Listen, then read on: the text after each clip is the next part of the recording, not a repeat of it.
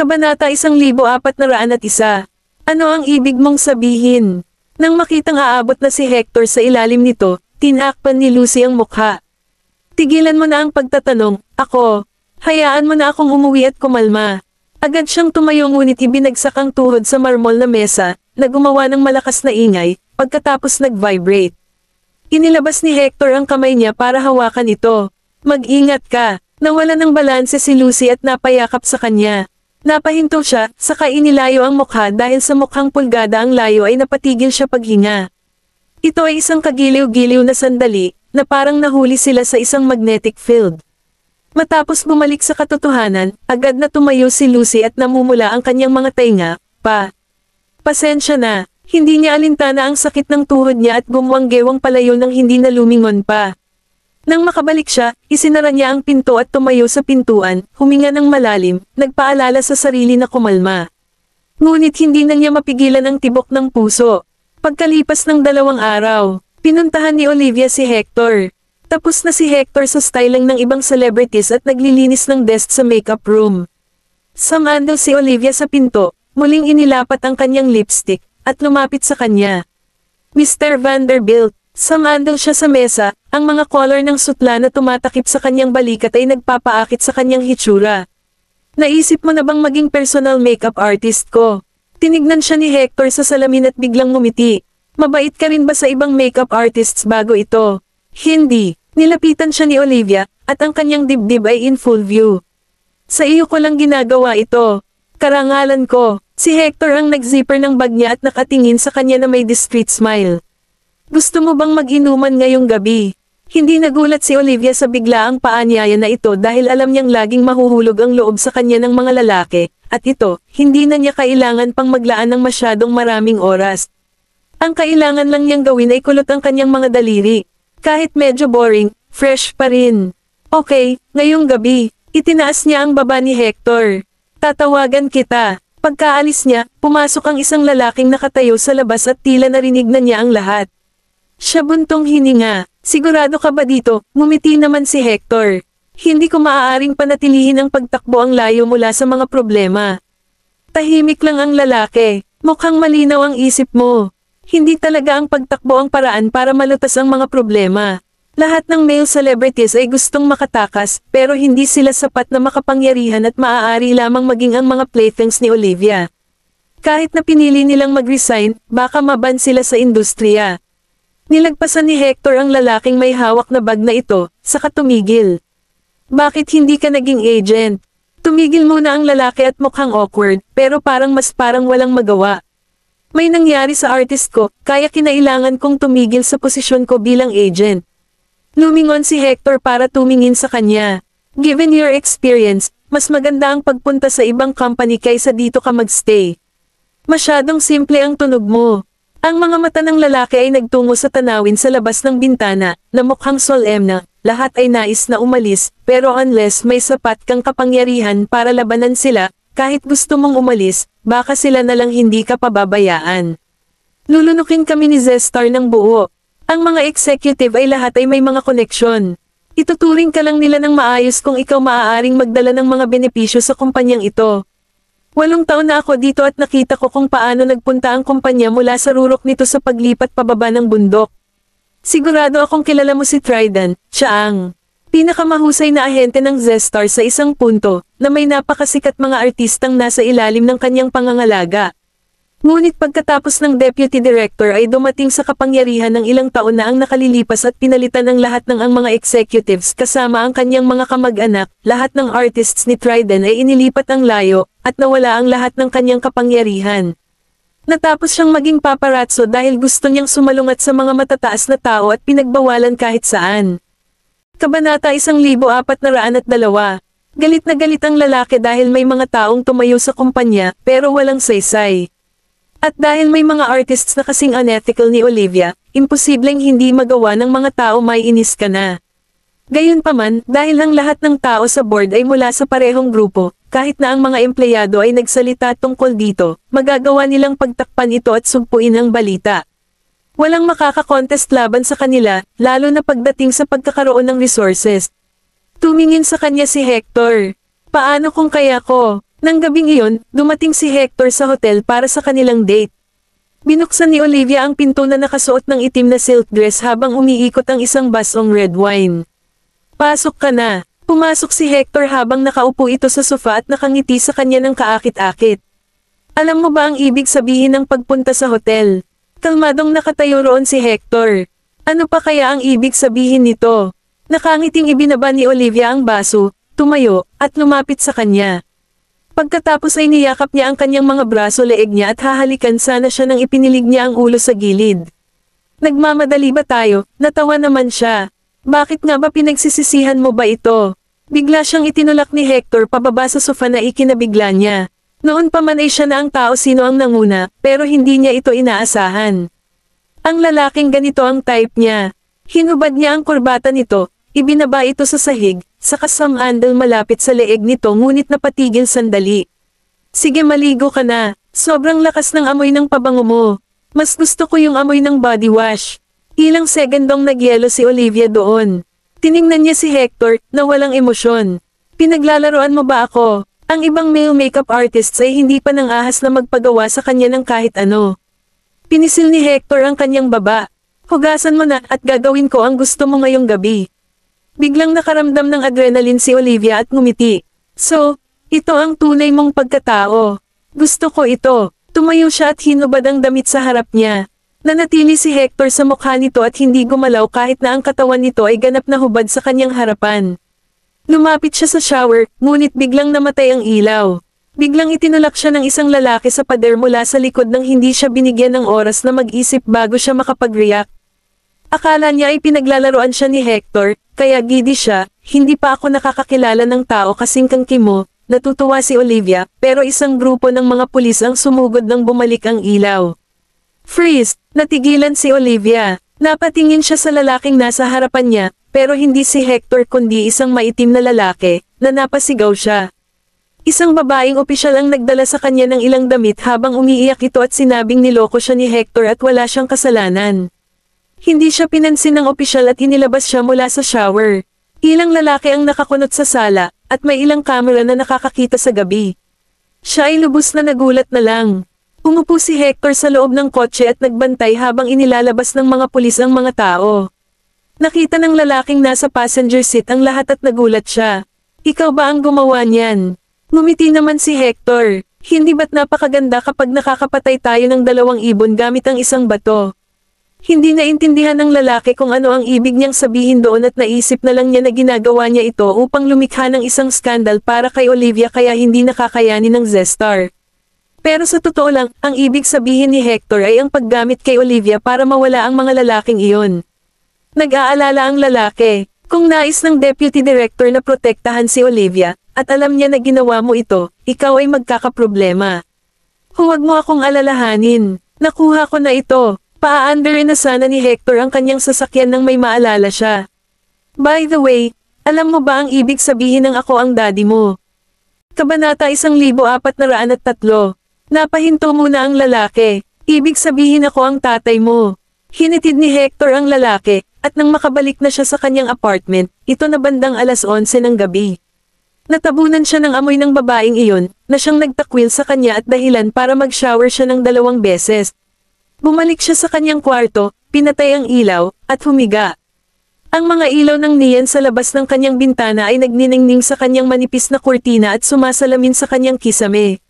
Nakahiga si Hector sa kanyang kamay, nakatitig sa kisame, at natawa nang maalala ang isang bagay. Kinabukasan, nang makalabas si Lucy sa kanyang pinto at makitang nagsasara na ang mga pinto ng elevator, nagmadali siyang lumapit. Hawakan mo ang mga pintuan. Nakita niya si Hector nang magpisil-pisil ito sa mga pintuan at tumigil sandali habang naaalala ang nangyari noong isang araw. Nakaka-awkward na hindi ko siya pansinin o kausapin. Pinisil niya ang ngiti at tumayo sa tabi niya. Isang coincidence. Tinignan niya ito. Ito nga, sinilip siya ni Lucy. Nakasuot siya ng puting polo, na mukhang simpleng ngunit casual, na nagbibigay sa kanya ng isang fresh ang look. Nang malapit na siya, ang amoy ng cedarwood ay nasa kanyang damit. Isang zesty lemon na hinaluan ng malinis at matalim na lavender, dala-dala ang isang tinge ng tamis na pinaghalong mabuti sa cedarwood. Sa itaas nito, may makinis na amoy ng musk na nagtatapos sa isang mahinahon na tono. Nakita ni Hector na nakasandal ang ulo niya talagang malapit at chuckled. Ano ba ang nangyayari? Napahinto siya at tumingin sa mga mata nito. Halos makahawak ang ilong nito sa balikat nito, at nahuli siya sa ginawa.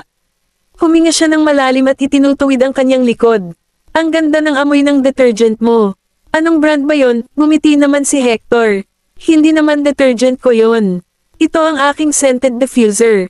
Ilang segundo siyang tumigil. Kung gusto mo, pwede kitang bigyan ng bote nito. Lumaktaw ang tibok ng puso ni Lucy. Kung bibigyan niya ito ng bote, pareho sila ng amoy. Bumukas ang mga pinto ng elevator, at ang ngiti ni Lucy napabigla siya nang makitang nakatayo sa labas ang kanyang ina. Lumabas siya ng elevator kasama si Hector. Ma, bakit ka nandito?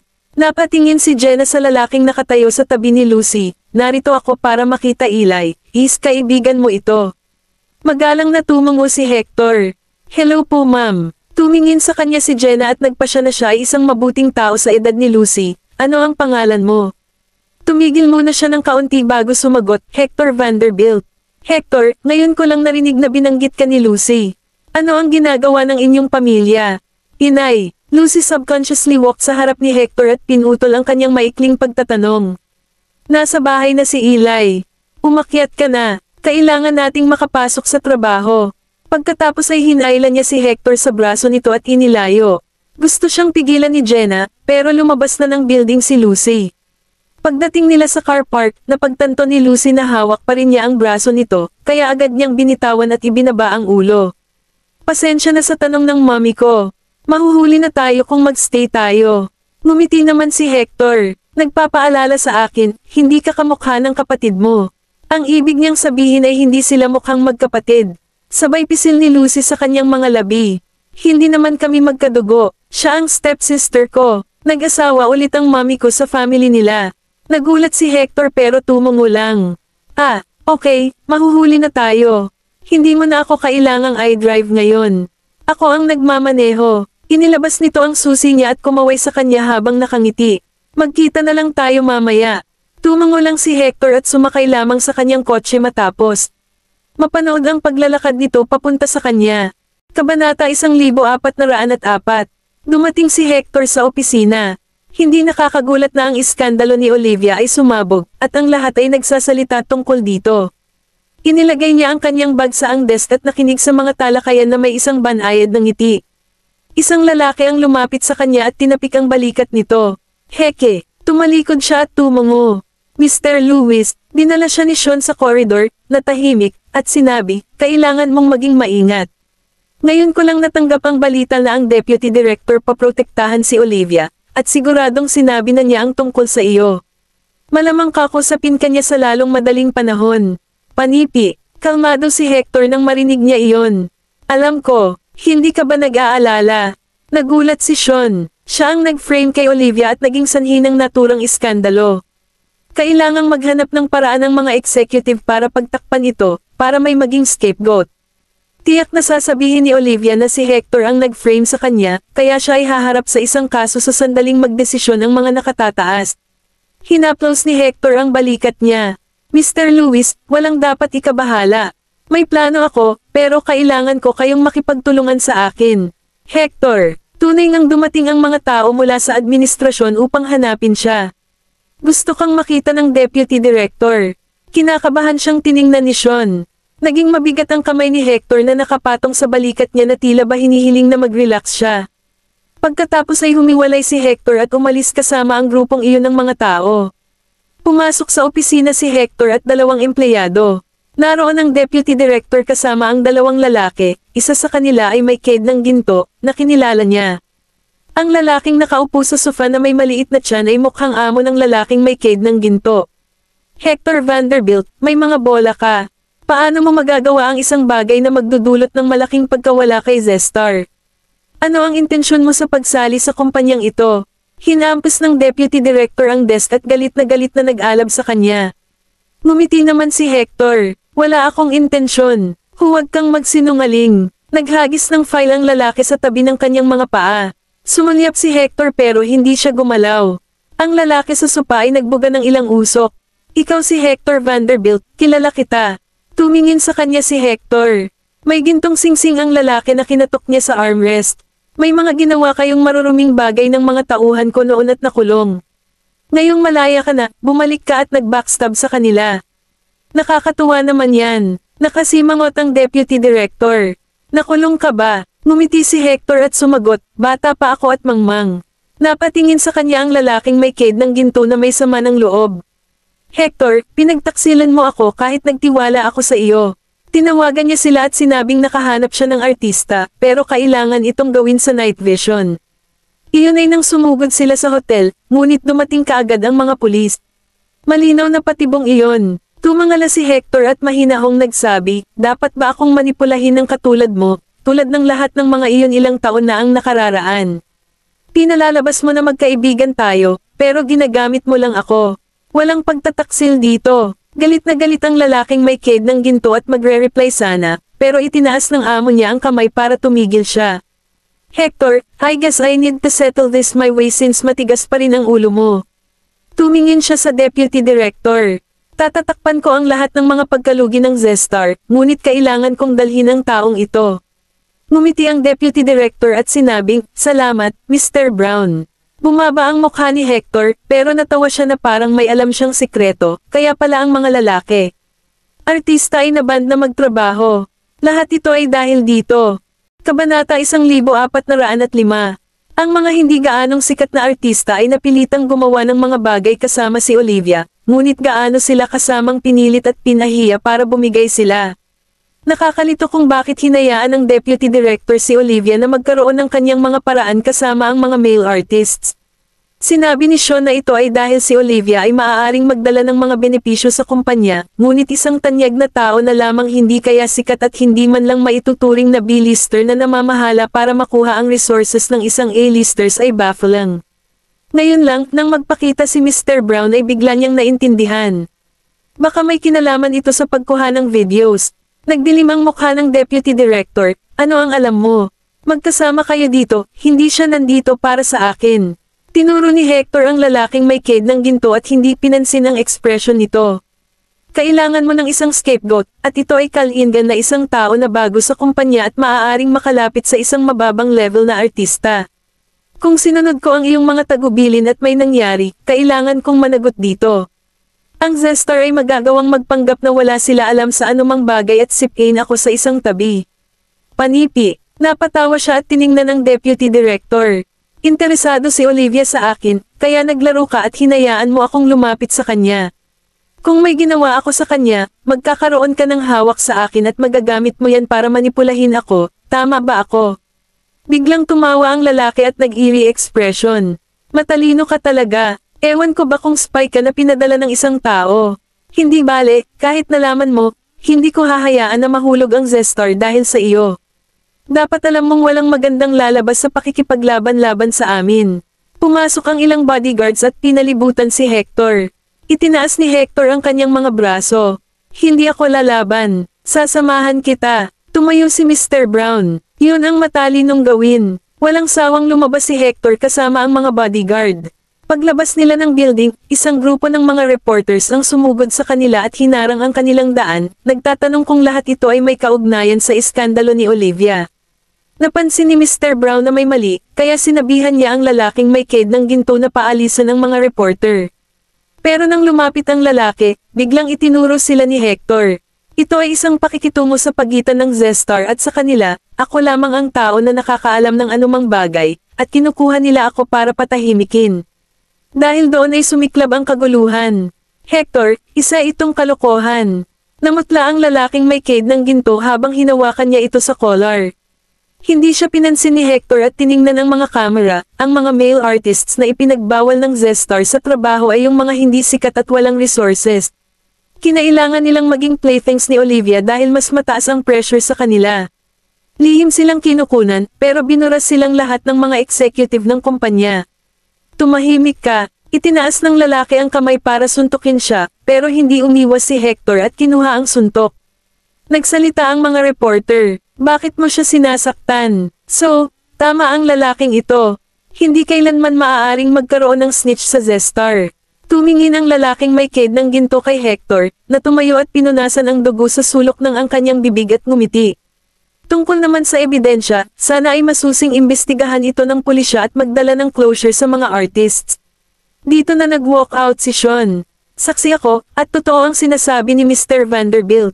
Lumabas ang mga empleyado pagkatapos ni Sean. Saksi rin kami, hindi na namin ito kayang tanggapin. Ang Zestar ay binubuli at nagbabanta sa amin na hayaan kung ano ang ginawa ni Olivia, kung hindi ay nakataya ang aming pamilya at trabaho. Kabanata 1406. Live na live ang interview. Lahat ay nagawa na sumali sa live stream, at ito ay nagdulot ng isang malaking kaguluhan. Nagmadaling pumasok si William at ang kanyang mga tauhan sa kotse at tumakas, naiwan si Hector. Hindi nagtagal, dumating ang mga pulis sa pinangyarihan. Hashtag nabunyag na ang skandal ng Zestar Media Corporation hashtag. Hashtag malaking protesta ng mga empleyado ng Zestar hashtag. Hashtag ang katotohanan sa likod ng pagtatago ng mga lalaking artist hashtag. Ang tatlong balitang ito ay lumapag sa Google Trends. Dahil sa kaguluhang dulot nito, naglabas pa ng update ang pulisya sa investigasyon ng Zestar. Oh gosh, hindi ko inaasahan na magiging kakilakilabot ang Zestar. Kaya pala kakaunti lang ang mga artista sa Zestar, hindi na lang lahat sila nabanggit ng mga pamahalaan. Baka hindi na maiikot ng Zestar ang mesa sa oras na ito. Hoy, tinapos na ni Howard ang kontrata niya sa Zestar. Tila totoo ito sa pagkakataong ito. Inilathala ni Howard ang isang post sa kanyang Facebook account na nagsasaad ng pagwawakas ng kanyang kontrata sa Zestar. Kasabay nito, nag-publish siya ng isang post na nagsasabing, "Kaysa ninyo ako." Hindi niya ito binanggit ng malinaw, ngunit alam ng lahat kung ano ang sinusubukan niyang sabihin. Tila, sinasabi niya sa lahat ang tungkol sa madilim na katotohanan sa likod ng Zestar. Matapos tapusin ni Howard ang kanyang kontrata sa Zestar, ilang mga artista sa A-list ang sumunod. Samantala, ang mga matataas na Zestar ay nasa kaguluhan. Itinapon ng direktor ng Zestar ang dokumento sa mukha ng deputy director. Hiniling ko sa iyo na alagaan ang kumpanya, at ganito ang ginagawa mo sa iyong trabaho. Sinira mo ang Zestar. Nandito ka ba para magdulot ng problema sa akin? Kinakabahan na ipinaliwanag ng deputy director, nalulungkot ako sa nangyari, pinsan, pero, ito ay dahil kay Hector. Siya ang nagdulot ng gulo. Sinipa ng direktor ng Zestar ang upuan palayo dahil sa inis at lumapit sa deputy director. Dinuro ang dulo ng kanyang ilong at sumirit. Ilang beses ko na ba sinabi sa iyo na mag-low profile ka? Kung hindi mo binigyan si Olivia ng napakaraming leeway, paano magagalit ng ganyan ang staff ng company? Nagngangalit ang deputy director. Galit na galit siya pero hindi siya nang ahas na ipahayag ang kanyang galit. Hinawakan ng direktor ang kanyang collar at nagpatuloy. Maghanap ka ng paraan para maalis si Hector. Tandaan, huwag mag-iwan ng anumang ebidensya. Kumakain sina Hector at Sean sa isang restaurant sa malapit. Pareho silang nag-clink ng kanilang mga baso, at si Sean ay naghinagpis. Sa totoo lang, hindi ko inaasahan iyon. Ikaw talaga ay isang himala. Kung hindi dahil sa iyo, hindi ko makukumbansi ang iba na manindigan para sa sarili nila. Maaaring walang magagawa ang isang tao laban sa mga kapitalista, ngunit ang resulta ay magiging iba kung ang isang grupo ng mga tao ay humakbang at tumutol. Pinatawag ni Hector ang mga reporters at nilantad ang Zestar sa harap ng mga ito upang ipaalam sa lahat ng tao sa Baseburg na kahit gusto ng Zestar na pabagsakin ang balita, masyadong silang mabagal upang makasabay sa paglaganap ng internet. Napatawa si Hector at sumagot, wala rin sa expectation ko. Pinipilit lang niyang alisin ang mga bagay na kailangan niya na mawala. Hindi na napigilan ni Sean ang sarili at natawa na lang siya. Marami kang potential, bata. Kung ang bawat binata ay kasing tapang, walang takot, at tapat tulad mo, mas maganda sana ang mundo. Ito ang mga tunay na katangian ng isang lalaki, matuwid at tapat, walang pinapanigan at walang kinikilingan. Ibinaba ni Hector ang ulo. First time na may pumuri sa akin ng ganyan. Hinaplos ni Sean ang balikat at tumawa. Kung ganoon dapat ako ang una. Sige na, cheers, dapat ipagdiwang natin ang ating tagumpay. Ngayong gabi, pareho lang silang umalis ng restaurant ng alas 9 ng gabi. Naglakad sila papunta sa kotse at malapit na silang maghiwalay ng landas. Medyo naparami ang inom ng beer si Sean, kaya inilagay niya ang kamay sa balikat ni Hector at nagpalabas ng burp. Kung ako ay 10 taon na mas bata, tiyak na ako ang magiging mabuting kapatid mo. Tinulungan siya ni Hector na makatayo at sumagot, hindi ka pa ganoon katanda. Kumaway si Sean, sa edad ko, pwede na akong maging tatay mo. Siyempre, matanda na ako. Hinaplos niya ang balikat ni Hector at nagpatuloy. Tandaan mo, kailangan nating maging totoo sa ating sarili sa lahat ng oras. Kapag totoo tayo sa ating sarili ay maaari lamang tayong walang takot na sumulong. Biglang may sinag ng maliwanag na lumilipad sa kanilang paningin at binulag sila. Kabanata 1407. Naramdaman ni Hector na may nagtulak sa kanya nang mahulog siya sa lupa. Si Sean pala. Itinulak siya nito palayo nang dumating ang kotse sa harap nila. Saglit na napuno ang hangin ng ingay ng preno at tunog ng banggaan. Kumipot ang mga talukap ni Hector habang nawawala si Sean sa kanyang pangitain, na tanging sapatos na lamang ang naiwan sa lupa. Nagbalik lang ang kamalayan ni Hector nang marinig ang mga hiyawan ng mga taong nakapaligid sa kanila at matapos makatakas ang sasakyan at tulalang napatingin sa lalaking bumagsak at naliligo sa sariling dugo. Sa presinto. Nagmadaling pumunta sa presinto sina Maisie at Nolan nang matanggap nila ang tawag. Pagpasok pa lang niya sa presinto, nakita niya si Hector na nakaupo sa upuan at nakayuko ang ulo na may panglulumo. Ibinaba ng pulis ang tasa ng tubig at tumayo. Mr. Goldman. Lumapit si Nolan sa pulis at tinanong ito tungkol sa sitwasyon. Tumabi sa kanya ang pulis at sinabi sa kanya ang lahat ng nangyari. Tumingin si Maisie kay Hector at nilapitan ito. Tumigil siya sa tabi niya at nagtanong, "Okay ka lang ba, Hector?" Mahigpit na ikinapit ni Hector ang kanyang mga palad kaya bumubukol ang mga ugat sa likod ng kanyang mga kamay. Namamaga ang kanyang mga pisngi, at tila may pinipigilan siya. Ipinatong ni Maisie ang kanyang kamay sa kanyang balikat at sinabing, "Pasensya na sa nangyari. Ako ang gusto nilang patayin," sabi ni Hector na nagngangalit ang mga ngipin, ang kanyang puso ay nahugasan ng pagkakasala. Pero bakit siya ang namatay? Bakit niya ito itinulak palayo? Tahimik lang siyang tiningnan ni Maisie. Alam niyang mahirap ito para sa kanya. Kasi nga, namatay na si Sean sa harap mismo ng kanyang mga mata. Matapos malaman ni Nolan ang lahat mula sa pulis, lumapit siya kay Hector at nagtanong, "Gusto mo ba na maghiganti para sa kanya?" Natigilan si Hector. Itinaas niya ang ulo at tiningnan si Nolan. Hinaplos ni Nolan ang balikat ni Hector at makahulugang sinabi, "Gawin mo lang ang sa tingin mo ay tama. Hindi mo na kailangan mag-alala pa sa iba." Gabi na nang bumalik si Hector sa kanyang tahanan. Kumuha siya ng isang lata ng beer sa ref at naglakad papunta sa balkonahe. Sa pagtingin sa ilaw sa malayo, nahulog siya sa isang pensive mood. Bihira siyang makipag-ugnayan kay Sean, pero si Sean ang unang humakbang at tumulong sa kanya. Hindi lang siya komportable sa mga ginagawa ng mga nakatataas ng Zestar at hindi niya naramdaman na may ginawang anumang mali. Gayunpaman, si Sean ay nag-awit dito. Kailangan nating maging totoo sa ating sarili sa lahat ng oras. Kapag totoo tayo sa ating sarili ay makakasulong lang tayo ng walang takot. Gawin mo lang ang sa tingin mo ang tama. Hindi mo na kailangang mag-alala tungkol sa natitira. Itinaas ni Hector ang ulo at kumuha ng malaking lagok ng beer. Hector, natigilan siya at inikat ang ulo para tingnan si Lucy sa kabilang balkonahe. Binaba ni Lucy ang earphones niya at ngumiti. Hindi ka rin makatulog. Saglit na natulala si Hector bago niya pinindot ng mahigpit ang kanyang mga labi at sumagot, "Oo. Nakita kita sa balita ngayon." Tumingin sa kanya si Lucy, kumikislap ang mga mata nito na may ngiti. "Medyo nagulat ako. Hindi ko akalain na may nangyayaring ganyan sa isang entertainment ng kumpanya. Siguro walang makakaalam ng totoo kung hindi dahil sa iyo." Nanginginig ang kanyang mga balintataw, at itinaas niya ang kanyang ulo upang uminom ng beer. Matapos tumahimik sandali, sinabi niya, "Pero hindi ko mapigilan na mangyari iyon." Hindi niya mapigilan ang pagkamatay ni Sean. Natigilan si Lucy habang nakatingin kay Hector. Hindi niya alam kung bakit pero naramdaman niya na nalulungkot ito ngayon pa lang. May hangganan ang magagawa ng lahat. Ginagawa mo ang lahat para ihayag ang katotohanan sa lahat pero marami sa mundong ito na hindi kasing ganda ng nakikita natin sa ibabaw. Habang patuloy na umiiral ang kawalang katarungan, hanggat may isang taong may lakas ng loob na tumayo at itigil ito, ang katarungan ay ihahain balang araw. Hindi natin mababago ang ibang tao, kaya ang sarili lang natin ang makakapagbago. Dahil hindi natin mababago kung paano ang mga bagay ay mangyari, maaari nating baguhin ang ating pag-uugali sa mga bagay-bagay.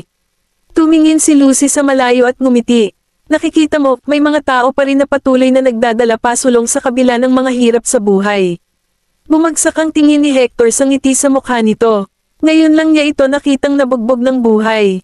Hindi siya sumuko kahit anong pagsubok ang ibato sa kanya ng buhay at laging may ngiti sa mukha. Kabanata 1408. Tila sa kanya ay kaya ng ngiti ni Lucy na gamutin ang lahat ng bagay sa buhay. Lucy, tawag nito sa kanya. Oo, inikat ni Lucy ang kanyang ulo at sumagot na may ngiti sa kanyang mukha. Hindi na napigilan ni Hector ang sarili na mapangiti. Ikaw ay tunay na isang kakaiban. Napakamot si Lucy at sumagot, ako ba? Naglabas ng tawa si Hector. Hindi alam ni Lucy kung ano ang pinagtatawanan niya. Kasi nga, seryoso siyang kinakausap ng babae. Napalingon siya at tuwang-tuwa na sumigaw nang makita ang ilang shooting stars na nag-straight sa tapat ng langit. Tingnan mo. Mga shooting stars, tumingin si Hector sa direksyon na itinuro niya. Kahit pareho silang nakatayo sa sarili nilang balkonahe sa ilalim ng kalangitan sa gabi, mas malapit ang pakiramdam nila sa isa't isa. Makalipas ang ilang araw, sa Z-Star, ang upuan ni Sean ay puno ng mga bouquet ng puting bulaklak. Halos lahat ng staff sa department ay nakasuot ng itim. Walang ngiti sa kanilang mga mukha, at siksik ang kapaligiran. Ang mga nakatataas ay inaapi ang mga kawani ng Z-Star sa loob ng maraming taon, at ang pagkamatay ni Sean ay ang huling dayami. Ang Z-Star ay nasa ilalim ng pagsisiyasat, ngunit ang Deputy Director at ang mga nakatataas ay kumilos na parang walang nangyari. Hindi sincero ang apology message na inilabas nila, at sinubukan pa nilang itulak ang lahat ng sisi sa staff, na nagsabing sila ang nagsimula ng welga dahil hindi sila kontento sa internal na kapakanan ng kumpanya. Ginawa rin nilang mababaw ang pagkamatay ni Sean at ang mga artistang nasira ang career for no reason. Hindi nila sila binigyan ng taos-pusong paghingi ng tawad. Isang staff ang naghagis ng card ng kanyang empleyado sa sahig. I quit. Iiwan ko na ang buwisin na ito. Matapos ang maikling panahon ng katahimikan, parami ng parami ang mga tao na nagsimulang ibaba ang kanilang mga baraha. Aalis din kami. Hindi ito lugar para manatili ang mga tao. Nang malapit na silang umalis, isang grupo ng mga bodyguard ang lumitaw sa pintuan, at ang deputy director ay pumasok na may mahigpit na mukha. Gusto ninyo na umalis, hindi ganoon kabilas, bakit hindi kami makakaalis? Tama, tinuring mo kaming hayop, ngayon hindi mo kami paalisin. Ang deputy director ay nagharamp at tumingin sa karamihan ng tao na may pangmamaliit. Kung gusto mong umalis, sige, umalis ka. Ang kontrata na pinirmahan mo noong sumali ka sa kumpanya ay napakalinaw. Maaari kang umalis ng walang dahilan, ngunit kailangan mong bayaran ang kumpanya ng 15% ng mga liquidated damages. Hindi nagtagal ay kumalat ang isang bulong sa mga kawani sa departamento. Ang ilan ay may takot na ekspresyon sa kanilang mga mukha, habang ang iba ay mukhang galit. Lumapit ang isa sa mga empleyado at nagsabi, ito ay pandaraya sa kontrata. Hindi namin nakita iyon nang pumirma kami ng kontrata. Tama po, tama nga. Hindi mo lang basta-basta pwedeng idagdag ang isang bagay na bago sa kontrata ayon sa kagustuhan mo. Hindi namin tatanggapin ito. Tumingin sa kanila ang deputy director at mayabang na sinabi, sa tingin nyo ba ay kaya ninyong labanan kami ng basta kasi nagsanib puwersa kayaw? Nakagawa kayo ng ganoong kalaking gulo para sa kumpanya kasama ang bagong taong iyon, at ngayon gusto ninyong umalis ng ganoon. Sino ba magbabayad sa lahat ng pagkawala? Natahimik ang natitirang staff, nagalit sila pero hindi sila nang ahas na magsalita. Lumapit ang deputy director sa empleyado at sinundot ang balikat nito. Mga manggagawa lang kayo. Nasa ilalim kayo ng food chain sa company. Ang kailangang ninyong gawin lahat ay gawin ang iyong trabaho at isipin ang iyong sariling negosyo. Pangalya ba ang kumpanya sa iyong bayad? Mahigpit na nakakunot ang kamao ng empleyado, at umbok ang mga ugat. Sa kanyang noo, ang Z-Star ang nagbabayad sa iyo, gayunman tinalikuran mo kami. Sino ka ba sa tingin mo? Diyos, itinulak siya ng deputy director sa sahig at tinakpan ang dibdib nito. Pagkatapos noon, tiningnan niya ang mga empleyado sa likod niya at nagpatuloy. Sa Z-Star, kami ang batas. Ang kailangan mo lang gawin ay sundin ang mga patakaran. Kung may maglalakas loob sa inyo na suwayan kami, kayo ang susunod na Sean. Nagpatong ang mukha ng lahat matapos na bantaan ng deputy director. Natahimik silang lahat at wala ni isa man sa kanila ang nang-ahas magsalita. Nang makitang walang nagsasalita sa kanya, inalis ng deputy director ang kanyang paa at dumura. Isang bungkus ng mga basurang walang silbi. Pagkatapos noon, umalis na siya sa departamento kasama ang kanyang mga tauhan. Kabanata 1409. Takot na takot ang ilan sa mga babae sa department kaya nagsimula silang humikbi. Mukhang malabo ang mga mata ng mga tauhan dahil wala silang nakikitang pag-asa. Ilang kotse ang huminto sa harap ng Zestar. Isang dosenang lalaki na nakasuot ng itim ang lumabas mula sa mga sasakyan at nakatayo sa dalawang hanay. Binuksan ni Quincy ang pinto sa upuan sa likod, at bumaba si Hector sa kotse. Itinaas niya ang ulo upang tingnan ang gusali, at mas naging determinado ang kanyang pagtingin nang maisip niya ang nangyari kay Sean. Tumingin sa kanya si Quincy at sinabing, "Tara na, Hector. Sabi ni Mr. Goldman pwede mong gawin ang gusto mong gawin." Huminga ng malalim si Hector at pumasok sa building. Sumunod si Quincy sa likod kasama ang isang team ng mga abogado at bodyguards. Dumiretso sila sa administration department at dumiretso sa opisina ng direktor. Tinamba nila ang mga bodyguard na nagbabantay sa labas, at itinulak ni Hector ang pinto papasok sa opisina. Ang direktor ng Zestar at ilang mga nakatataas ay nasa gitna ng isang pulong. Nang makita ng deputy director sa tabi ng direktor si Hector, naging madilim ang mukha nito. "Hector, how dare you?" Bago pa man niya matapos ang kanyang pangungusap, lumitaw si Quincy na may kasamang team ng mga abogado. Tumayo ang direktor ng Zestar, at isang ngiti ang bumagsak sa kanyang mukha. "Kung hindi si Mr. Lawson mula sa Black Gold Group, ano ang nagdala sa inyo dito ngayon?" Tumawa si Quincy at sinabi ni Mr. Goldman na mula sa araw na ito, hindi na kailangan pa ng Zestar sa umiiral sa mundong ito. Bahagyang nagbago ang ekspresyon ng direktor. "Ano ang ibig mong sabihin? Parang wala naman kaming conflict of interest sa Black Gold, di ba? Manghihimasok ba ang Black Gold ngayon sa affair ng Zestar?" Natatawang sabi ni Quincy. Hindi lang manghihimasok si Mr. Goldman sa mga gawain ng Zestar. Habang nagsasalita, tiningnan niya si Hector at nagpatuloy. Si Hector ay pinsan ni Mr. Goldman, kaya ang negosyo niya ay negosyo rin ni Mr. Goldman. Naging mapait ang mukha ng deputy director at ng direktor. Ni isa sa kanila ay hindi inaasahan na ang bagong makeup artist na ito ay pinsan ni Nolan. Lumapit si Quincy sa isang sofa at umupo. Kinuha niya ang file na iniabot sa kanya ng kanyang team ng mga abogado at itinapon sa mesa.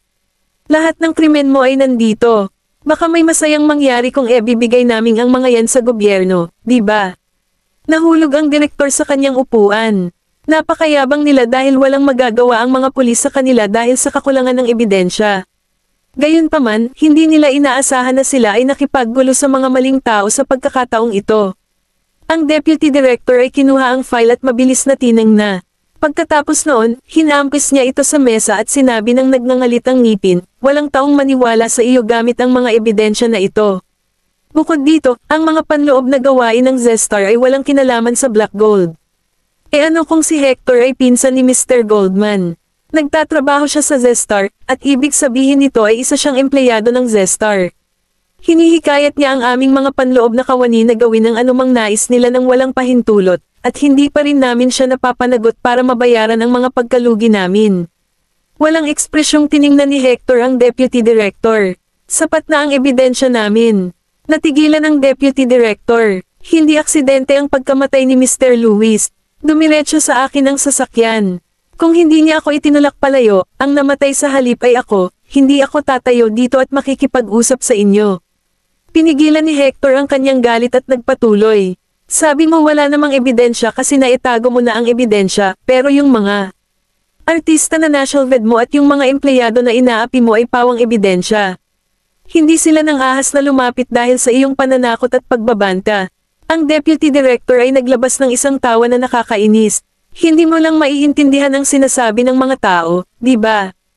Humataw siya palapit kay Hector nang matapos itong magsalita. Bago pa man siya mapigilan ng lahat, sinampal siya ni Hector at pinatumbling sa sahig.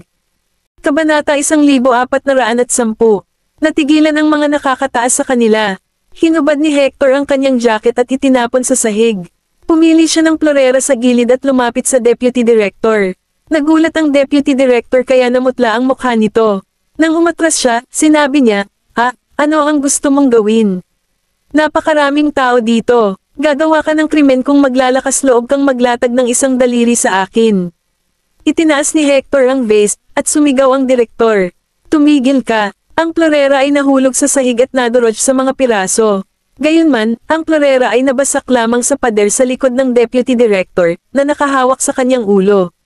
Takot ang nagtulak sa kanya na sumigaw na parang baliw, at hindi nagtagal ay nabasa ang sahig. Nang makita ni Hector na maihi ito, nang isi siya. Ha, so duwag ka rin. Tumingin si Quincy sa direktor, na ang mukha ay madilim, at sinabing, wala kang pagpipilian ngayon. Iniabot niya sa kanya ang transfer agreement at nagpatuloy.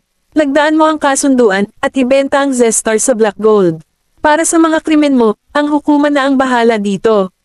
Kung ayaw mong pumirma sa kontrata, dadalhin ka namin sa korte at pilit na ipapatanggal sa korte ang Zestar at tuluyang ipagbawal ang kumpanya sa listahan. Galit na sumulyap ang direktor sa deputy director. Wala siyang ibang magagawa kundi ang gawin ang sinabi ni Quincy dahil ang mga bagay-bagay ay humantong na hanggang sa puntong ito. Kung sang Zestar ay pagbawalan na may lista, kung gayon bilang may-ari ng kumpanya, hindi siya makakapagbukas ng ibang kumpanya sa hinaharap. Habang may buhay, may pag-asa. Sa pag-iisip na iyon, dinampot niya ang panulat at pinirmahan ang kontrata. Tinatakan na rin ang kontrata. Pagkatapos ay umalis ang direktor kasama ang mga nakatataas. Ang deputy director, na takot, ay kinuha din palayo. Nawala ng laman ang meeting room, walang naiwan kundi mga wreckage sa likod. Lumapit si Quincy kay Hector at iniabot sa kanya ang kasunduan. Mula ngayon, ang Zestar ay sa iyo na. Sinilip ni Hector ang kasunduan ngunit hindi niya ito kinuha. Dahan-dahan niyang itinaas ang ulo at sinabing, so, ito ang parusa nila. Hindi ba't sa tingin mo ay naging mabait tayo sa kanila? Natatawang sabi ni Quincy, Kid, kung hahayaan mo na kontrolin ka ng emosyon mo wala kang mababago. May sariling dahilan si Mr. Goldman sa kanyang mga kilos. Kailangan mo lang malaman na hindi lang tapang at guts ang maaasahan mo sa paglutas ng isang problema. Kailangan mo rin ang iyong ulo. Kahit gusto mong maghiganti, hindi ka pwedeng lumampas sa batas. Akala mo magaan ang parusa nila, pero hindi pareho ang kaso sa kanilang mga mata. Habang nagsasalita si Quincy, iniabot niya ang kasunduan sa kanyang kamay. Hinaplos niya ang balikat at makahulog ang idinagdag para sa mga nakinabang sa mga bagay na ito. Ano sa tingin mo ang gagawin nila kung mawawala ang mga benepisyo nila? Tulad ng sinabi ni Quincy, ginawa ng direktor ang deputy director at ang iba pang mga tao na kanyang mga scapegoat. Ang deputy director ay pinsan niya, pero sa huli, isa lamang siyang sakripisyong kordero para sa kanyang interes. Ayaw ng deputy director na maging scapegoat niya, kaya ipinagtapat niya ang dahilan ng pagkamatay ni Sean sa presinto. Pinagtaksilan din niya ang partner na may kaugnayan sa mga bagay na ito upang mabawasan ang mga parusa. Inaresto ng mga pulis ang lalaking nakasuot ng cape ng ginto at si William. Marami ring nakitang hindi magandang video at website ang mga pulis mula sa internal ng kanilang media company network. Mayroong daan-daang mga ito na may isang reprint rate at pagbili rate ng 10-10 milyon at ang ilang sa mga ito ay ibinebenta sa ibang bansa. Tungkol naman sa direktor ng Zestar, agad siyang inaresto at ipinatapon pabalik sa kanyang bansa pagkababa niya ang eroplano. Sa loob lamang ng isang linggo, lahat sila ay nahuli. Pagpasok pa lang ni Hector sa kumpanya, agad siyang nagulat sa tunog ng paputok. Ang mga bulaklak ay lumipad sa hangin at lumapag sa kanyang buhok at damit. Isang dosenang empleyado ang lumabas at tumayo sa kanyang harapan. Lahat sila ay nakasuot ng ngiti sa kanilang mga mukha. Ngayon lang naging masigla ang opisina. Hector, ikaw ang aming tagapagligtas. Mula ngayon, ikaw ang magiging boss namin. Guys, magbigay tayo ng mainit na pagtanggap sa bago nating boss.